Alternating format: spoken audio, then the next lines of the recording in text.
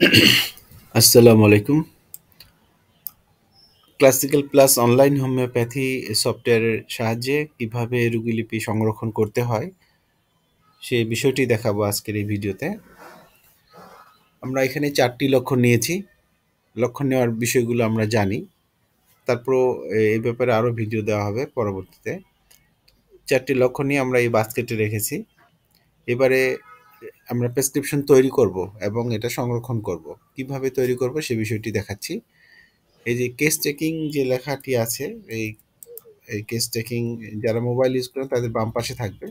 Case checking লেখাটির উপর touch করতে হবে বা ক্লিক করতে হবে। আমি এখানে ক্লিক করলাম, করার পর এখানে দেখতে পাচ্ছি যে একটা ফর্ম আসছে।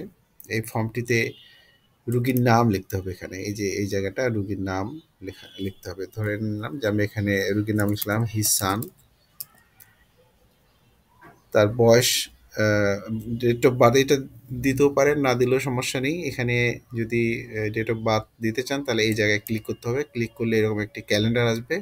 ক্যালেন্ডারে 2024 এখানে এই বছরটাতে টাচ করে এর আগের বছরগুলোতে যাওয়া যাবে। ধরুন এখানে টাচ করেছি, এবারে তার উপরে যাব, উপরে দেখেন 2014 সিলেক্ট করলাম। 14 সালের আগে যদি তার জন্ম হয় তাহলে এখানে আবারও ক্লিক করতে হবে। তার 10 বছর এগিয়ে যাওয়া যাবে 2004।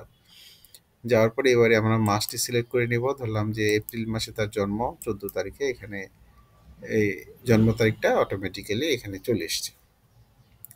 এবারে বাকি তথ্যগুলো না দিলেও চলবে, তবে ফোন নাম্বারটা দিতে হবে। ফোন নাম্বারটা ধরেন যে এখানে একটা ফোন নাম্বার দিলেন, দিয়ে এবারে নিচে আসবেন, একটু স্ক্রল ডাউন করে নিচে আসবেন। সেখানে পিসিসি, পিএইচ, এফএইচ এটা হচ্ছে যে family present chief complain, pass history, family history, এগুলো লিখতে হবে। এখানে টাচ করলে একটা ফর্ম আসবে এরকম। এখানে প্রেজেন্ট চিফ কমপ্লেন কি কি, এখানে যেটি রুগীর মধ্যে কমপ্লেন আছে সেটিতে টিক চিহ্ন দিতে হবে। টিক চিহ্ন দিলাম, দেওয়ার পরে এখানে একটা লেখার জায়গা আসবে যেটা কতদিন ধরে ছিল। এখানে ধরলাম যে এটা হাঁপানি তার ছিল 3 বছর থেকে। এখানে আমরা লিখে নিলাম 3 বছর। আর পাস হিস্ট্রিতে বলতে পারি যে তার অ্যাসিডিটি ছিল বা কাশি ছিল, যেটাই হোক না কেন সেটি এখানে টিক চিহ্ন দিয়ে এখানেও বছরটি লিখে দিতে পারবেন, সময়টি। ধরলাম এটা 2 বছর থেকে ছিল, 2 বছর আগে ছিল অ্যাসিডিটি। আর ফ্যামিলি হিস্ট্রিতে কি আছে, ধরে নিলাম যে তার অ্যাজমা তার ছিল বাবার, এখানে লিখলাম। তাহলে এই পিসিসি বা present chief complain, pass history এবং ফ্যামিলি হিস্ট্রি এটা হয়ে গেল লেখা। হয়ে যাওয়ার পরে এখানে আবার টাচ করলে এটি হাইড হয়ে যাবে। মায়াজম আরেকটি নতুন বাটন আসবে, এখানে টাচ করতে পারি। টাচ করলে মায়াজম, এই রোগীর মধ্যে কি মায়াজম আছে এই মুহূর্তে সেটি আমরা এটার সাহায্যে নিতে পারি। এটি অপশনাল, আপনি চাইলে লিখতে পারেন, নাও লিখতে পারেন। আমি কয়েকটাতে টাচ দিলাম, এমনি র্যান্ডম টাচ দিয়ে দেখতে পাচ্ছি এটা আমরা কি মায়াজম এর মধ্যে বেশি আছে সেটি এখানে এই সফটওয়্যারটি দেখাবে। আচ্ছা, এবার যখন এটা টিক চিহ্ন দেওয়া হয়ে যাবে তখন আবারও মায়াজমে টাচ করবো, এটি হাইড হয়ে যাবে। এবারে রিপোর্ট, এই রিপোর্টে টাচ করলে একটি বাটন আসবে লোড রিপোর্ট। এখন লোড রিপোর্টে টাচ করলে আমাদের এই যে 4টি লক্ষণ নিয়েছিলাম এটার একটা রেজাল্ট দেখাচ্ছে আর কি। এই 4টি লক্ষণ যে ওষুধে আছে সেটি আগে এসছে। ডিজিটালিস এবং ভ্যারেট্রাম দুটাতেই 4টি করে মিলেছে লক্ষণ। আর গ্রেডিংয়ের দিক দিয়ে ডিজিটালিস 13 পেয়েছে।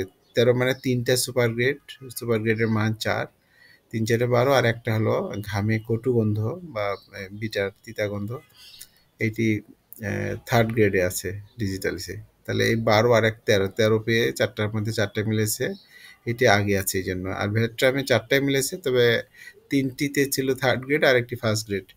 এই 6 পেয়ে 2য় স্থানে আছে।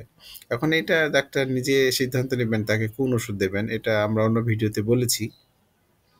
ধরে নিলাম তাকে প্রেসক্রাইব করবেন ডিজিটালিস, তাহলে এখন এই ডিজিটালিসের উপরে যে একটা চেক বক্স আছে এখানে টিক চিহ্ন দিতে হবে। দিলে এইটি কিন্তু আমাদের প্রেসক্রিপশনটা প্রিন্ট হয়ে যাবে, মানে লেখাটা চলে যাবে এই ডিজিটালিস ওষুধের নামটা। এবার নিচে আসবো, নিজে এসে এসে এখানে দেখবো যে এক্সট্রা মেডিসিন 1 2 3, তার মানে এটা ফাইটাম। হ্যাঁ, ধরলাম যে এটা আপনি ফাইটাম দিবেন একটা, ফাইটাম ধরে নিলাম যে এসএল দিলেন, এসএল কত ডোজ দিবেন এখানে লিখে দিলেন যে দিনে 3 বার, বা যেটা লিখতে চান এইভাবে লিখতে পারবেন। এইভাবে করে 3টা পর্যন্ত ফাইটাম দেওয়া যাবে। অপশন আছে, আমরা তো একটা দিই সাধারণত, একটা বা দুইটা। আর প্রথমটা হলো মেডিসিন। মেডিসিনে এখানে কি পাওয়ার দিবেন সেই পাওয়ারটা এখানে লিখতে হবে। ধরলাম যে এখানে 200, ডিজিটালি 200 দিবেন। এক ডোজ, এক ডোজ খেতে এখানে লিখে দিলেন এক ডোজ সকালে খালি পেটে, এইভাবে আপনাদের মতো করে যা লেখার এখানে লিখে দিতে পারবেন। লেখার পরে এবার দেখেন সেভ অ্যান্ড প্রিন্ট, এখানে টাচ করলে আমরা এই প্রেসক্রিপশনটি সেভ হয়ে যাবে, খুব সিম্পল। এই যে অ্যাড সাকসেসফুল, মানে এই প্রেসক্রিপশনটি এখানে জমা হয়ে আছে। তারপরে এইভাবে করে আপনার প্রেসক্রিপশনটা দেখাবে কি কি ফর্মে আছে আর কি। এখানে চাইলে আপনি এটি সেভ করে রাখতে পারেন কম্পিউটারে, কিংবা এটা তো অলরেডি সফটওয়্যারে সেভ হয়ে থাকবেই। আপনি চাইলে আপনি অফলাইনে ব্যবহার করার জন্য এটি ডেস্কটপে বা কম্পিউটারে রাখতে পারেন। এবারে এখানে যদি চান প্রিন্ট নিতে, তাহলে এখানে প্রিন্টার সিলেক্ট করে এখানে প্রিন্টে ক্লিক করলেই এটা প্রিন্ট হয়ে যাবে, A4 সাইজ কাগজে প্রিন্ট হয়ে যাবে। তো এইভাবে খুব সহজেই কিন্তু আমরা একটি প্রেসক্রিপশন আমরা সংরক্ষণ করে রাখতে পারি এবং এটা প্রিন্ট নিতে পারবো।